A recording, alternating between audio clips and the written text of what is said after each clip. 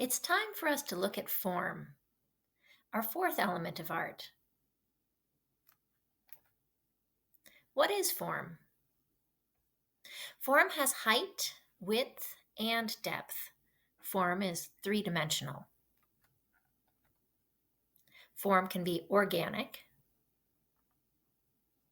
like these examples above, or geometric, like these examples below. Just like shape, organic forms are curvilinear, rounded, found in nature, and are biomorphic. Just like shape, geometric forms are angular, regular, measurable, and something that you might find in a geometry class. Form is always positive. It takes up real space. If you look at the green lines here coming to each of these objects, these lines indicate where you will see form. Form has negative space around it, and sometimes in it, and sometimes through it. If you look at the orange lines, it'll show you an area around the positive that becomes a negative space. If you look at the red line, it'll show you a spot in that particular form that has negative space in it. And if you look at the blue line, it indicates where you might see negative space traveling through a form. There are different types of sculpture. Sculpture in the round is viewable from all sides.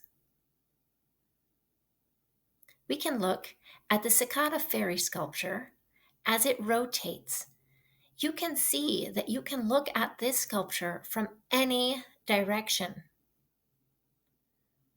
And it changes as you, the viewer, experience it from different angles. Different types of sculpture also include relief sculpture. Relief sculpture has dimension coming off from the surface and is typically hanging on a vertical surface like a wall. Kinetic sculpture incorporates movement. Look at this beautiful sculpture set in motion of a hummingbird flapping its wings.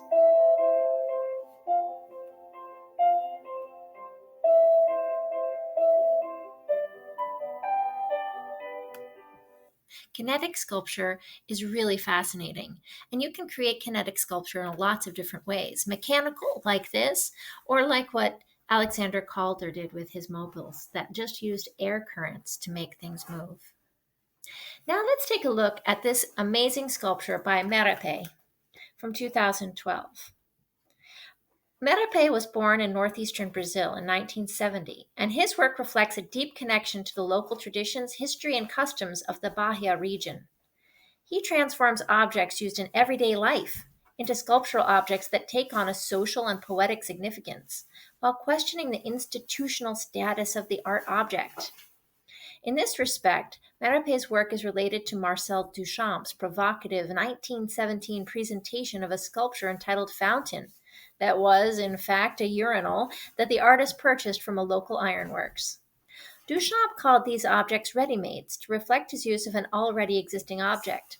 Merope refers to his sculptures as necessities in order to emphasize their social origins and connection to the subsistence economy of rural Brazil.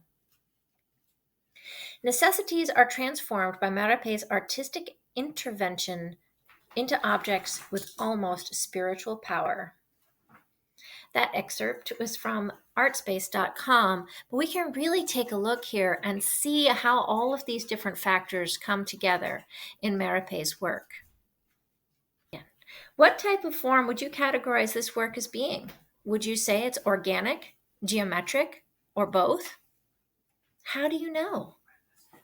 What significance do you think the bicycle and fish head and tail have in the work? Why do you think so? Feel free to jot down your ideas on the bottom of page 60 in your sketchbook.